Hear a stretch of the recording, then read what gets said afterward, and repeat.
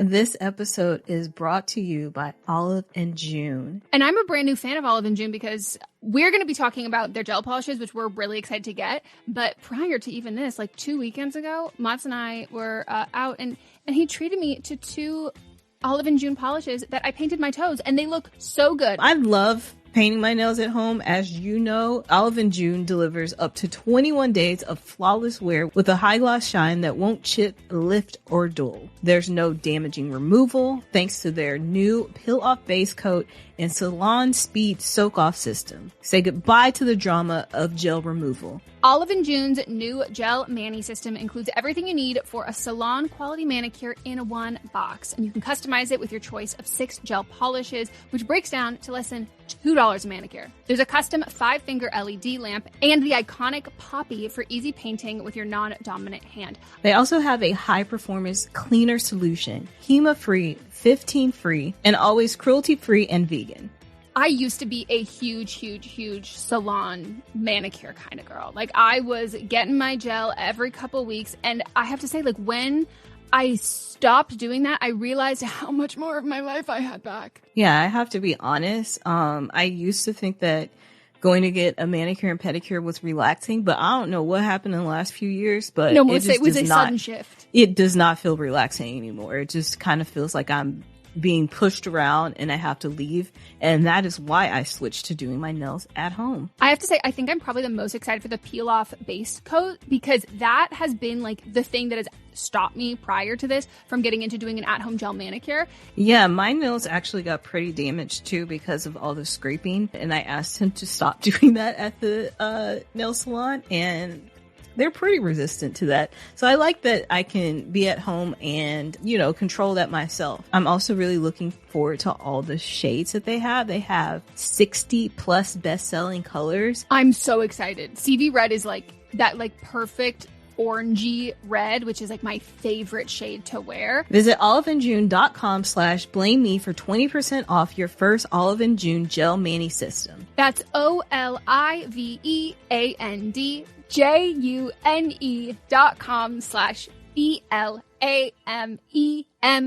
for 20% off your first Olive and June gel mani system. What if an appliance emergency didn't have to be? If your appliances suddenly decided they were done, don't stress. Best Buy has you covered with a wide variety of major appliances from trusted brands, in stock and available now. So you don't have to worry about laundry piling up, refilling the fridge, or that big dinner party you're hosting. Because Best Buy has the knowledge and expertise to get you the right appliance for your home.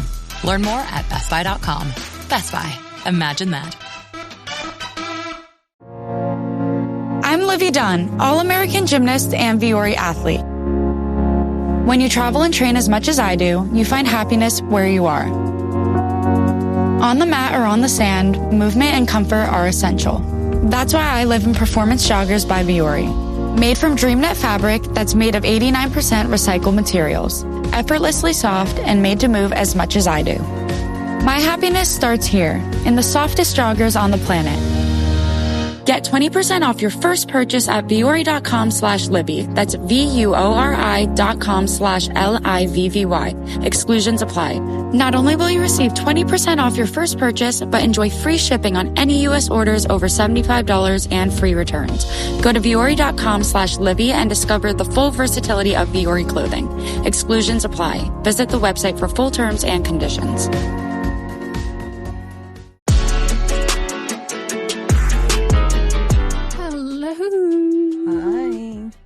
Welcome to a brand new episode of See You Next Tuesday.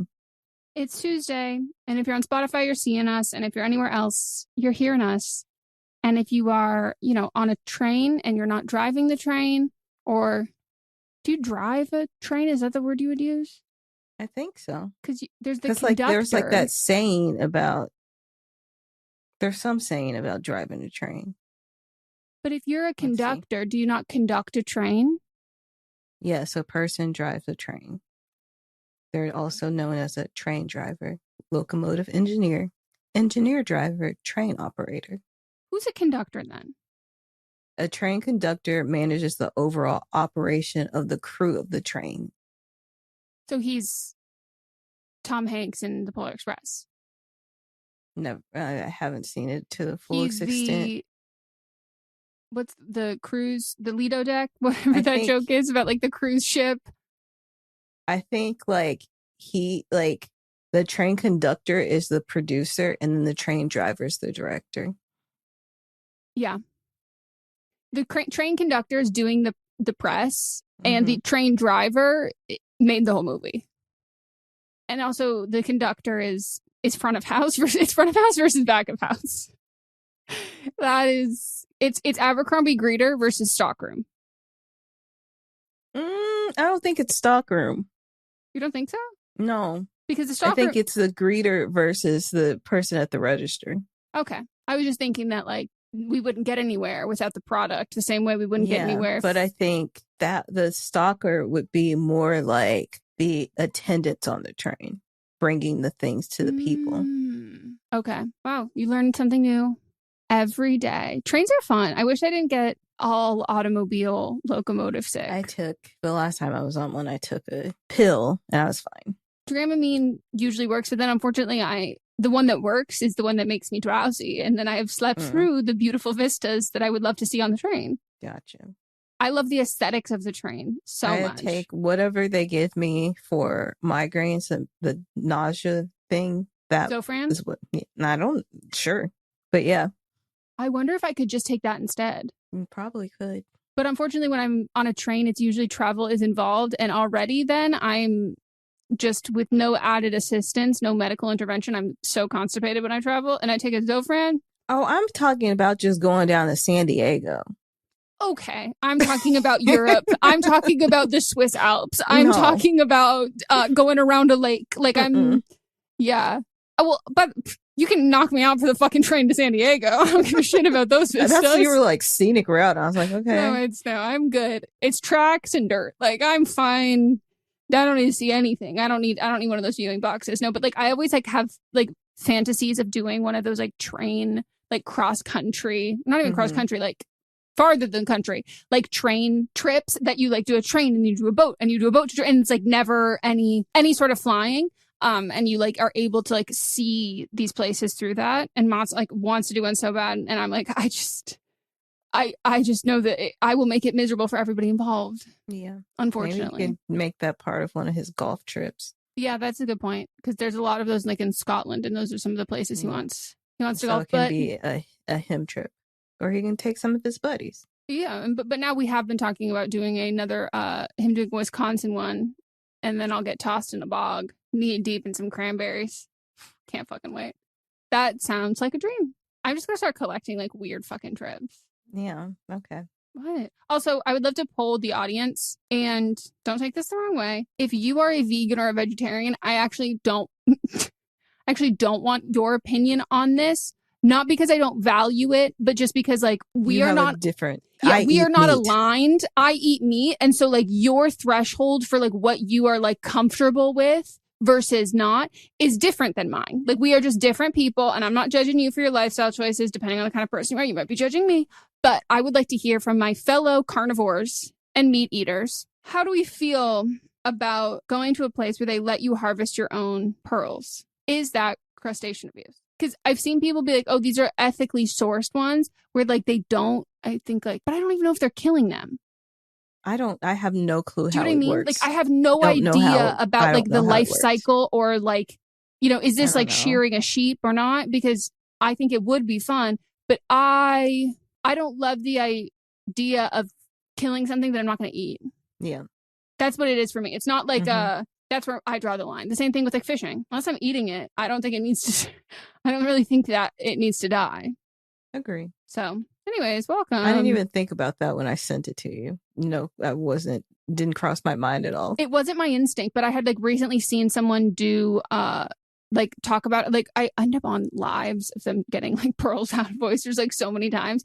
And someone had mentioned something in the comments about it. And I was like, oh, I should look into that. And I never did. So it's not my first thought either, because I'm like, oh, fun. This looks so cool. Okay. Well, welcome to See You Next Tuesday, where we read the results of last week's episode of But Am I Wrong? And we also always have something else random to talk about. Oh, that's bread. Okay. Some of the food that is seen on our feed on Instagram Scares me. Okay, this is episode 161. Who is wrong? First up, me. Meghan says, if the bride or groom die before the wedding, you should get your money back. And I do want to clarify, y'all listened to the episode. I do mean that the bride and groom should get their money back, not the people who might have spent money to get to the wedding or have bought a gift. I don't think you should ask for that back. No, also it was 5 months. Yes. But as I'm reading this out loud, I'm like, okay, on the off chance someone's listening to this and they didn't listen to the episode. Oh, I have a pro tip too on how to cancel a hotel room. And this comes from Nicole Lappin, who has a money podcast, and I directed her audiobook, but she just posted this today. But she was like, if you're less than 24 hours out from canceling, instead of canceling, reschedule for the next week and then cancel, and then they won't give you the cancellation fee. I have unknowingly been doing that for a lot of things because I will the fact that I have 4 doctor's appointments lined up well into the middle of next year that I am I'm not going to go to these, but I'm just going to say sure. And then either I forget about it and then I go, oh, wonderful. A virtual allergy appointment in April. That's going to be wonderful. Thank you for that. Or I'm going to remember and then just reschedule, or then reschedule one time and then be like, yeah, I'm just going to cancel that because this is taking too long. But I do love that trick. If you've shopped online, it's extremely likely that you've bought from a business powered by Shopify. You know that purple Shop Pay button you see at checkout? The one that makes the process from, I think I'm ready to buy, to, I can't wait till it gets here, so incredibly easy? That's Shopify. And there's a reason so many businesses sell with it, because Shopify makes it easy to start and run your business. Shopify is the commerce platform behind 10% of all e-commerce in the US, from household names like Mattel and Gymshark to brands just getting started.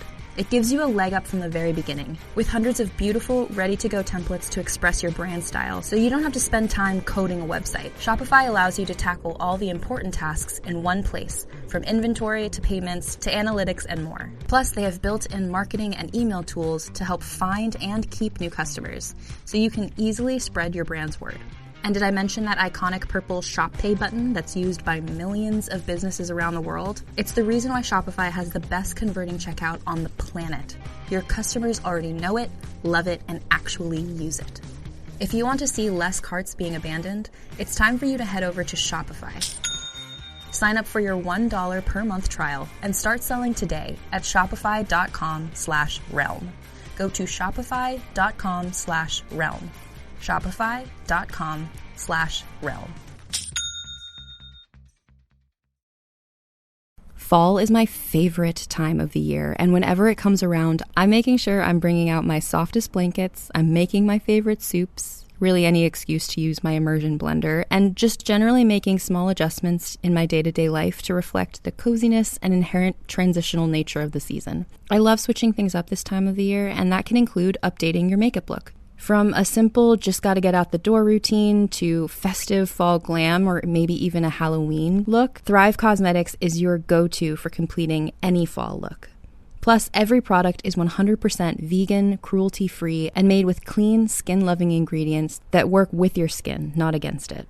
My personal favorite product that I absolutely recommend adding to your makeup bag if you haven't already is the Liquid Lash Extensions Mascara. It's the only mascara I wear anymore. I have it in a brown shade, which just feels a little less harsh than a black mascara. And it's a tubing mascara, so it doesn't run or smudge, and it just makes my lashes look so beautiful and long without any clumping. My favorite part, because I got so tired of working hard to get every last bit of makeup off when I was using other mascaras, when it's time to take it off, it just slides right off with warm water.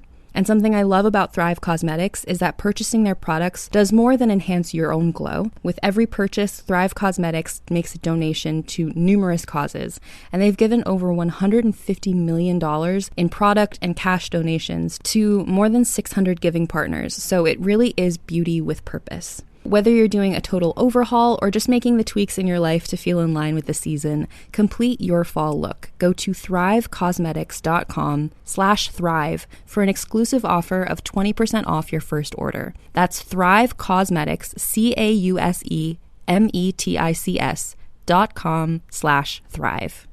Hey guys, finding the perfect gift for the food lover in your life is easy. Thanks to Goldbelly. Goldbelly ships America's most iconic foods straight from world-famous restaurants right to your door. So if you want to treat someone to Joe's Stone Crab from Miami, Franklin Barbecue from Texas, or desserts from famous foodies like Ina Garten or Martha Stewart, Goldbelly has you covered.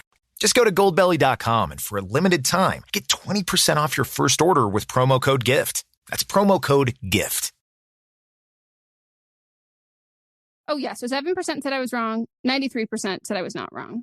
This is so insane and heartless. It's insane this is even something people have to think about. Capitalism, huh? For a moment, I didn't remember what this was about, and I thought the take was that, wow, oh my God. It's like I didn't even read that they said this before, but it was like I predicted it. For a moment, I didn't remember what this was about, and I thought the take was that if you're invited to a wedding and the bride or groom dies, the widow should reimburse you for your spending on travels, accommodations, or gifts. Luckily, not. Yeah, that's exactly how I read it the second time, and it was my own thing. This venue is insane for this, and I hope they never book another wedding or big event under this management. Yeah. I could see where people would think that they shouldn't get the money back. I'm a trained graphic designer, so I've done a lot of wedding invites, stationery, photography, etc. for couples. And if the wedding ultimately doesn't happen, I spent time working on those items. I would hope that I would get some money towards what I've already worked on for the couple. But at the same time, I also can see not getting paid because the event is no longer happening. At the very least, I would want to be reimbursed for the printing costs because if I can't reuse the prints, but if I can, and reuse the design down the road eventually. I always treat wedding work as a case-by-case basis anyways, and I would do the same here probably. Typically for family, close friends, chosen family, and best friends, I would never even charge. It's always my contribution to the wedding and my gift to the couple. I think having it be a case-by-case thing makes the most sense because like there isn't, I don't know, like for me, if you're creating like a physical good, that is so different to me than like holding like what the cost of it is holding something, a half payment, a down payment, whether a full payment, holding that day so somebody else cannot book it. But like nothing's actually been used or created or honestly time. It's not like you have like put that time in, even if you hadn't printed it yet, you'd like done all of these like graphic work and stuff. To me, I think the deposit should be for the time that you spend up until that point, until like the next like fraction of the money is due. So like you're always being paid for your time spent doing it. Yeah, I think the example that she used is different than what you were talking about. Like Melissa said, I would understand more if it was a day or two before the wedding when people have actually already been paid out. But this being 5 months before the wedding and then being informed 2 days after it happened, this is malicious, evil, money grab being disguised as quote unquote venue policy. Yeah. And it's going to hurt their business. This is scummy on so many levels. I wonder if there's grounds for small claims court or something, even though this isn't small claim. This is a pretty big claim. I mean, I think it depends. But I bet people like purposefully don't write in their contract like tragedy or something that would make it like that. Okay, that's it. I also saw a beautiful wedding venue in like Alabama on TikTok. And I was like, Alabama has gorgeous some nice stuff. No, it was just terrain wise, you know me, sometimes I have no idea what states are flat and what states have mountains, but like the view of this, I was like, wow, I thought it was much more flat. It was beautiful. It was like a cliff. Yeah. Gorgeous. I've never been. I got to get there. All right. Melissa rants about the rapture. 2% said I was wrong. 98% said I was not wrong. Beat me up, Scotty.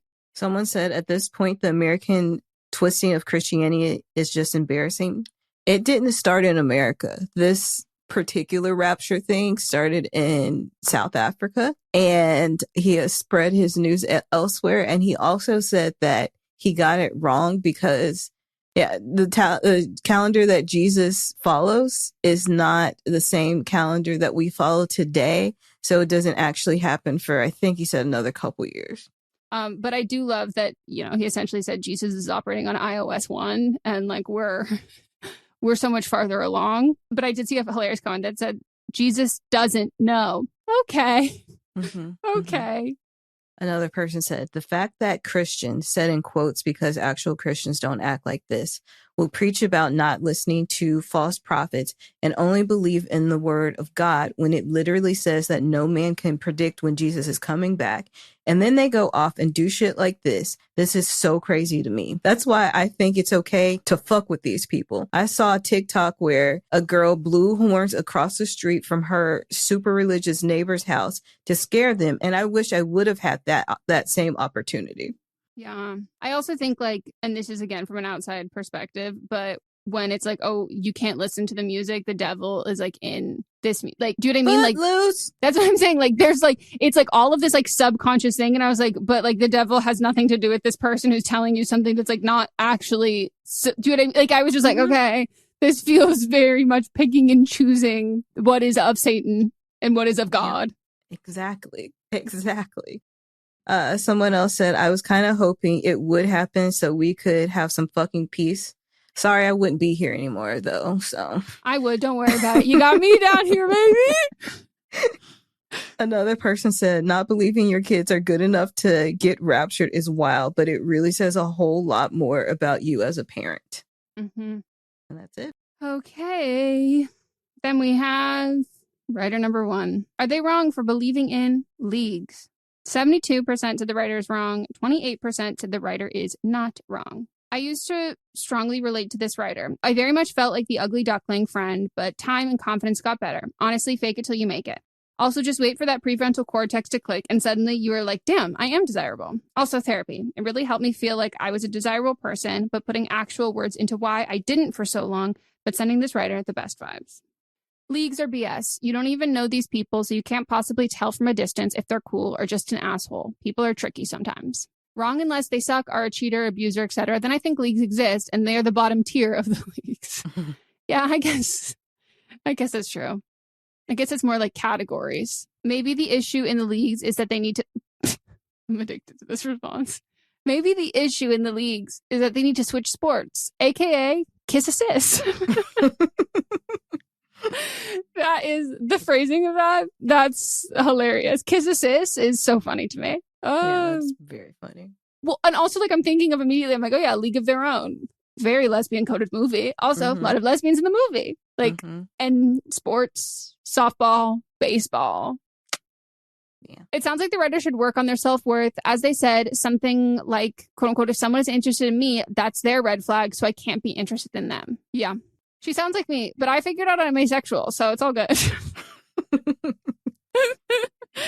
I hope I read that in the same way that you meant it to be like delivered, because I feel like I captured the essence. Leagues is such an outdated mindset. As cringe as the saying is, you lose 100% of the shots you don't take. Yep. And also, what's that one quote from that TikToker?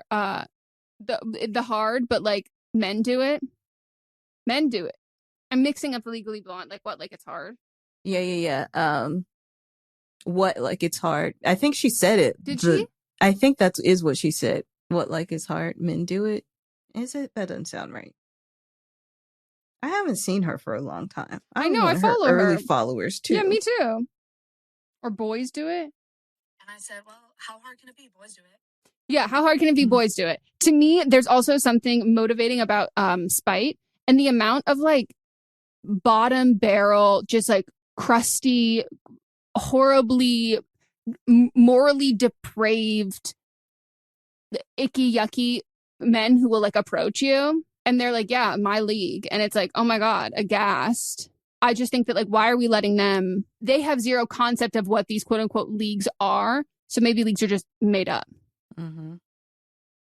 You don't technically need this car. You say that out loud to yourself. You say, I have no space. You say, I'm just looking. Then you click.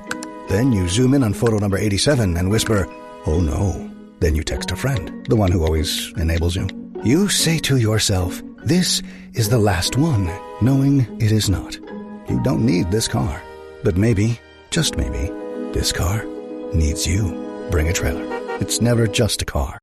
Netflix has a new, monstrous story to tell. In 1950s Wisconsin, Ed Gein lived quietly on a decaying farm, hiding a house of horrors so gruesome it would redefine the American nightmare. Driven by isolation, psychosis, and an all-consuming obsession with his mother, he committed crimes that would haunt Hollywood for decades. The third and most harrowing installment of Ryan Murphy and Ian Brennan's anthology series. Watch Monster, the Ed Gein story, streaming now only on Netflix.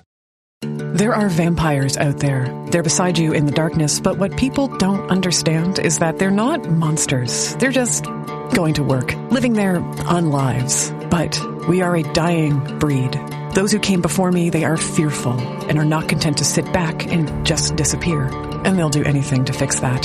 From the creators of Parkdale Haunt comes Woodbine, a podcast about monsters, dreams, and changes, those you want and those you never saw coming. Season 2 arrives September 24th, distributed by Realm. Then we have writer number 2. Is she wrong for not being okay with her boyfriend talking to his ex after he took back that he loved him? Loved them? The writer. I just, in case people are confused. Yeah. Someone said, this makes me so sad. She doesn't realize she deserves better. This man is trash. Another person said, even I got tripped up about what we were voting on, but she is not wrong for not being okay. But girl, please leave him. Another person said, writers wrong as in writers should just dump this man. There is someone in this world who will worship the ground you walk on. Another person said, the only thing she's wrong for is not breaking up sooner.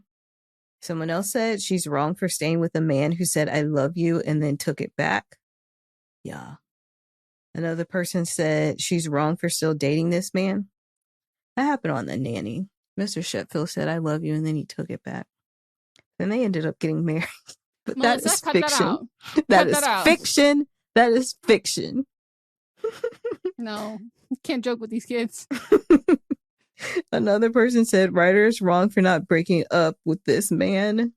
Someone else said, not wrong for being wary of his ex, but definitely wrong for staying with him after he took back his I love you.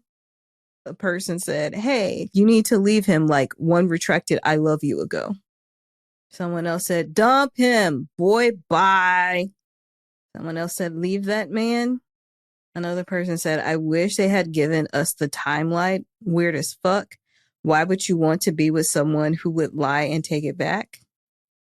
Another person said, dump this boy. I am so glad this podcast exists to tell so many people to dump these terrible boyfriends. Yeah. And that's it. Perfect. Oh, then we have my nomination for Wrong of the Week. The MAGA dentist. 98% said she was wrong. 2% said she was not wrong.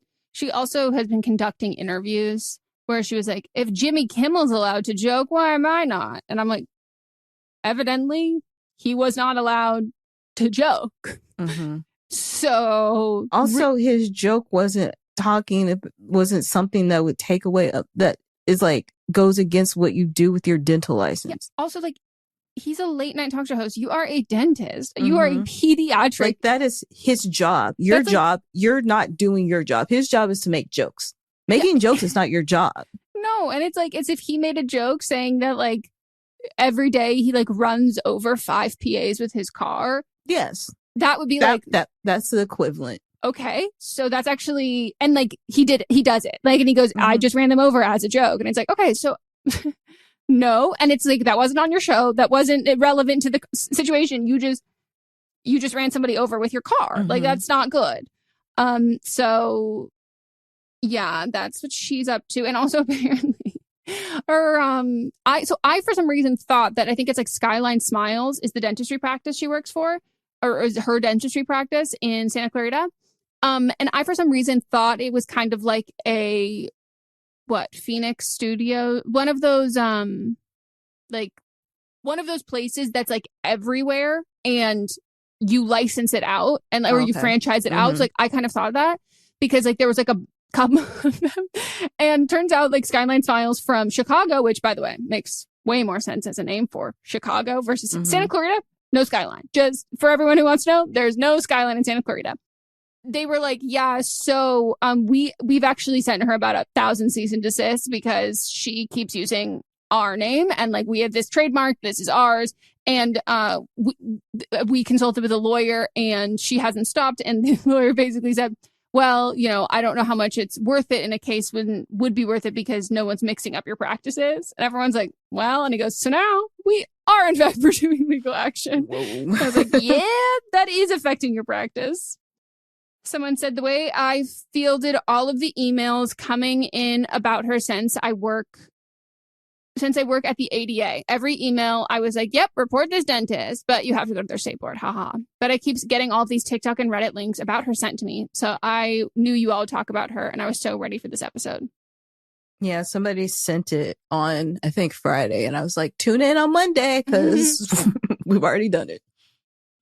Also, if anyone doesn't know, Santa Clarita is like here. That's also, I think, why we saw it so early and it became national news a little bit later, but that's like a They've suburb. seen the show Santa Clarita's Diet. Mm-hmm. Someone else said, can we fix this with public shaming? Also, does she have kids? I really hope not. Well, she is being publicly shamed. I will say she has this like twinkle in her eye that I do think she's not only like enjoying the public shaming. I do think she is experiencing some sexual gratification from this. I do think she must have like an embarrassment cake. No, like she's literally like, she's like, oh my God. And I'm like, girl, what? Like, it's just like, she seems to be absolutely loving this. So I do think we need to vet those kinds of people in terms of our level of public shame. So I actually am much more aligned with please report her to her state board, not so much talking about her as publicly on TikTok. As someone who is deathly afraid of the dentist, people like this make it so much worse. Like these fascists don't care to work in healthcare. Oh, these fascists don't deserve to work in healthcare. It's a good point. I never even thought about people who like have very legitimate fears of the dentist. Mm-hmm. And that does not help. This was already bad, but the potential for harming children because of their parents' beliefs is baffling, and I hope to God she loses her practice. This story somehow keeps getting worse because she did an interview saying the video is 2 years old, and the dental board reviewed it and said that there was nothing wrong. Shocker. And she compared herself to Kimmel about how he can make a joke, but she can't. She's probably not going to lose anything in the long run, and all we can do is hope that her patients leave her. I will be serious. I don't believe her when she says that they reviewed it and they said it was fine. Like, I don't necessarily buy that because like it wasn't as big and huge, and I think like her attitude to this is like very cocky now that I don't know if there's like a like a dismissed with prejudice or whatever where they like, but the way she's talking about it now, I don't know if it's possible, but I could see them being like, oh, actually this feels like maybe this wasn't like a, because I think she probably like if they did talk to her about it, she put on like a fake, oh my goodness, no, kind of a thing. But now she's got this like really cocky, haha, like in your face kind of thing on TikTok that it might be like, oh, okay, character wise, this is maybe feeling like you did mean that you were doing this, not fully being a joke. Mm-hmm. So I could see that being reopened. I don't know what the way that you go about that. The fact that she said if they look upset by the decorations, she gives them less medication makes this even more wild. As she has no idea what they're thinking, and many people would be shocked by any political decorations, which are weird, by the way, in a professional medical setting. Admitting to doing harm and gaslighting patients because you think that they don't agree with your political beliefs is unethical. Also, you're in Santa Clarita.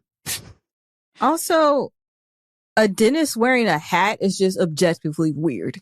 And I'm going to say unsanitary. I don't know where that hat has been. There's a lot of crevices and nooks and crannies, and like you have to get close to my face. Yeah, the stuff flies at the dentist. Like is it she is like flying everywhere. Flipping it back? Is she wearing a backwards MAGA "Make America Great Again" hat? Like it just does not seem. And also like with her bob, I just like cannot imagine this looks good. She looks so stupid.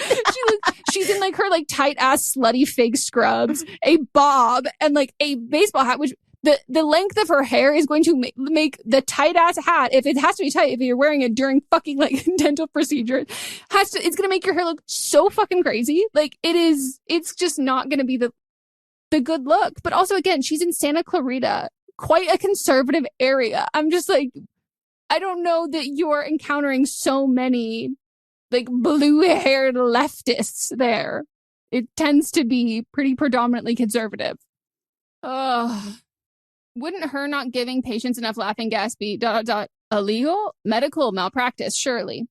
You know, I have so many more questions about laughing gas after I watched Secret Lives of Mormon Wives, and those girls were in med spas just hitting the laughing gas. Like, to me, I thought that is surely not allowed. Like, that's surely illegal. For some fucking reason, like, I don't know what the deal with fucking laughing gas is, but it seems to be way more lax than other things. But it's the fact that they're giving less of it during a medical procedure. Maybe it's just like a totally rogue. There is no. It's like there definitely is in a dental you have office. To. Or I think specifically in a medical setting, there would be different rules. It's like diluting medication. Yeah, because you're right. It's not like saying, oh, we don't offer this. It's saying you want this, we're giving you this, but we're giving you it essentially watered down. Yeah, that makes sense. Yeah, so it is probably illegal. So someone has to go, maybe someone from like the dental board, the board of dentists, needs to go undercover as a blue-haired, septum-piercing leftist in Santa Clarita who is aghast by the fuck-ass bob, the tight-ass slutty scrubs, and the Make America Great Again hat. And it can be like an undercover boss situation. Like, what would you do in this situation? And then it's like, oh, and license revoked. Do you think she was a scrub cap on over the hat? I don't think she's actually wearing the hat. I think it was all a lie. Yeah. I think she's also so weird. Like, why was there an event for like Republican dentists? Like, that makes sense to me. No, can't you just like have a group text? Like, why did you have to book a conference room at like a Hilton? They love having a conference. Anything to get away for a minute. They love doing stuff like that. That's crazy. There's hate a conference. Daughters of like the Civil War that they have American conferences. Revolution. Yeah. I think my grandma was in that. You know which one. Like, why the fuck would I want to sit in? I love air conditioning as much as the next person. Those rooms, so drafty. Way too much air conditioning. Uncomfortable chairs. And there's so much carpet. It just makes me nauseous. And you're sitting there eating your fucking chicken with rice pilaf. And your deflated cold croissant. Yeah. And then there's like, the dessert is always some random ass cake. That's like the best part of the meal. Oh yeah. And you're like, this is so fucking good. If I would have known, I would have gotten a fat slice of this and not nibbled on the fucking crudité. Yeah. And the chicken always has like a sauce with like it's mushrooms and whole peppercorn. Yeah. But you're like, it's gray and not, it's like not good either. And it's never salty. And then if you're like, I'm a vegetarian, they just bring you out this big bowl of pasta that just has the sauce dumped on it from a jar. Yeah. And then very, very soft asparagus that you're like, is it asparagus? Yeah, yes. The asparagus or is it a green bean? Part of it. And you have to cut it long ways to see if there's seeds to figure out if it's a green bean or asparagus. Yuck. I hate it. And you're in Anaheim. Like, I bet you was in Anaheim. Ugh. Actually, Anaheim's maybe a step up from Santa Clarita. I think they were just in Santa Clarita. They just found a little convention center there. Oh, yuck. Okay, that's it for her. Welcome to the realms of peril and glory. Explore the mechanically magical vistas of Vale, the paranormal mysteries of liminal London, and the cyberpunk chaos of Cyborg. Be awed by our incredible guests from familiar shows like Oxventure and No Rolls Barred. Search Realms of Peril and Glory to find out more.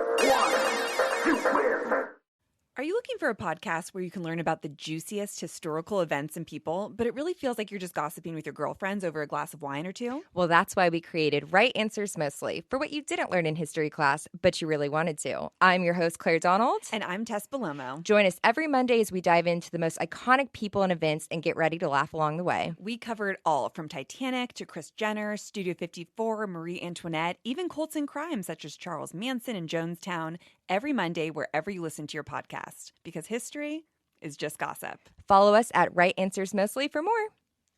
Hi there, Fred Greenhalgh here, director of audio dramas like DC High Volume Batman and Star Trek Con. However, my one true love remains all things spooky, and I'm excited to say there's a new season of my horror podcast, Undertow. This season is called Familiar Haunts, standalone horror tales that reveal how the past is never truly gone, and humanity may be the most ruthless monster of them all. Familiar Haunts is available now. Find it by subscribing to Undertow wherever you get your podcasts, such as the app where you're listening to me right now. Search for Undertow. All right, then my wrong of the week was Arrowhead Union High School. 99% said the school is wrong. 1% said the school is not wrong. They actually don't go by that acronym. They just go by Arrowhead, but it was too many letters to type out. So just so you know. And that's why I just changed it to the school. Yeah, because... And I also, when I did the acronym, I said, well, this says American Horror Story. I hope we're not confusing people. True. They're like, we were here first. All right. Someone said, I don't know if this counts as a hot take, but I love when Meghan says Melissa is one syllable, one word. I don't understand that. And I asked you what you meant but that was also part of my you responded to that. Do some people say like Melissa? Like, is it? Yeah, Melissa. It's Melissa. 3 syllables. I think I talk fast, but there's also I have a very California. But I don't know how you can hit the L or the S without the other syllables in there. Melissa? Yeah, that was 3 syllables. Maybe I just say it so fast. It feels snappier. Because, I mean, people in the South, that's why I always found, like, the double barrel names wild. Because I'm like, you bitches say names so slow already. You're going to add 2 hyphens and 4 more names into this? Where it was like, as opposed to being like, oh, Mary Kate and Ashley. Like, it's like, Mary Kate, I don't know. Something, do you know what I mean? Like, where there is, like, more of a, the phonetic term, not phonetic. Maybe. The lilt. Like, how you have, like, a lilt in speech in Southern accents. Where it, like, dips. And it takes, like, longer to do that. Maybe that's where they're from, and that's what they're used to hearing the name. Or I don't know, but I love a compliment. I'm from the South too, and I know it's never sounded. No, I know. I think they need to send a voice note. Send a voice note to compare, like me versus what the other way. And also, I only say it that way sometimes. How do I say it the other times? Don't know. I'd love to know. Someone says, what if they drink a lot of water? I pee every 20 minutes. This should be considered child abuse. Yeah, that's what one of the kids said. He said, I am an athlete. I drink a lot of water. Technically, I think it is considered child abuse, but you just have to press charges, which is a lot of effort. I feel like these children have time. No, by the way, after how they had like written their statements and all of that shit, I was like, these kids... I would never cross these kids. If these were my students, I would be like, whatever you guys say go. You guys are about to rule the world. Like, they got that shit together. Is every school required to be on debate team? Like, every student, it was very much giving, what's that when you go, they did it in one of the Mary Kate and Ashley movies. Model UN. It was like very much giving like, okay, yeah, I feel like you could rule a whole country with this. Got it. Someone said, as wrong as it is, I'm not really surprised. 90% of my teachers in school were like this. It's all about control in a weird, weird way. My math teacher that I literally had all 4 years of high school would never let anyone go to the bathroom. It was to the point where people would literally be squirming in their chairs because they had to use the restroom so bad, and he would just sit there and let them struggle. They think it helps students focus, but if I am too focused on not pissing my pants in class, there's no way I would focus on your lesson, therefore defeating the purpose of you not letting me go to the bathroom in the first place. Yeah. Yeah. And also, like, is it crazy to say that if, like, kids are going to vape in the bathroom, they're going to vape somewhere else? Do you know what I mean? Like, it's just like, it's like if you remove, you're not actually making a difference in like eliminating this thing that you're saying is like the problem or the risk. You're just creating another problem. Yeah. Like if a kid is desperate enough to vape at school and vape in a bathroom, they're going to find somewhere else to fucking vape. But like, would you rather they piss on your floor? Piss on the floor. It's very weird. All right. And that's the conclusion. And that's what we've got. Woohoo! We hope you all enjoyed this episode. We appreciate you being here. Join us on Thursday for Don't Blame Me, Friday for Fisting Friday, Monday for But Am I Wrong? And we won't see you next Tuesday because we didn't record a But Am I Wrong? So, you know, just blame the power outage. There'll be something here. Listen. Yeah, don't worry. Yeah. All right. We will see you. Bye. See you. Yeah. See ya. See you when I see ya. Bye. This is a Sister Sign production hosted by me, Megan Rinks. And me, Melissa D. Montz, plus Diamond Imprint Productions. Legendary stories, awe-inspiring sound, and endless adventure. Welcome to the realms of peril and glory. Explore the mechanically magical vistas of Vale,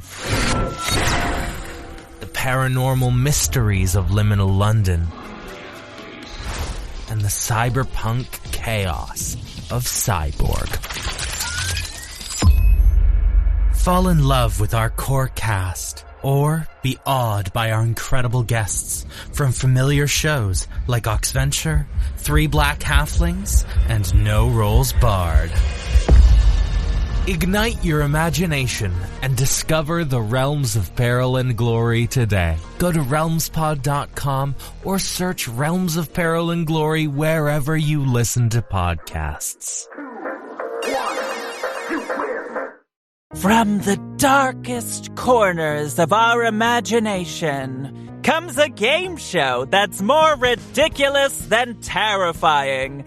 Welcome to Tickled to Death, the horror comedy game show where nothing is sacred, everything's a little unhinged, and the only thing more cursed than the questions are the jokes. I'm Roz Hernandez, your fearless host, and each week I'll be leading a brave group of guests through twisted horror trivia, improv games, and enough sarcastic banter to make you question all your life's choices. So come for the screams, stay for the snark. Listen to Tickled to Death wherever you get your podcasts, and hit follow unless you want the show to follow you. In the meantime, don't get tickled to death. Hey, Michael. Hey, Tom. Okay, so you want to tell him, or you want me to tell him? No. I got this. People out there. Yeah. People, lean in. Get close. Listen, here's the deal. We got big news. We got monumental news. We got snacktacular news. Yeah, after a brief hiatus, my good friend Michael Ian Black and I are coming back. My good friend Tom Cavanaugh and I are coming back to do what we do best. What we were put on this earth to do. To pick a snack. To eat a snack. And to rate a snack. Scientifically. Emotionally. Spiritually. Mates is back. Mike and Tom Eat Snacks is back. A podcast for anyone with a mouth. With a mouth. Available wherever you get your podcasts.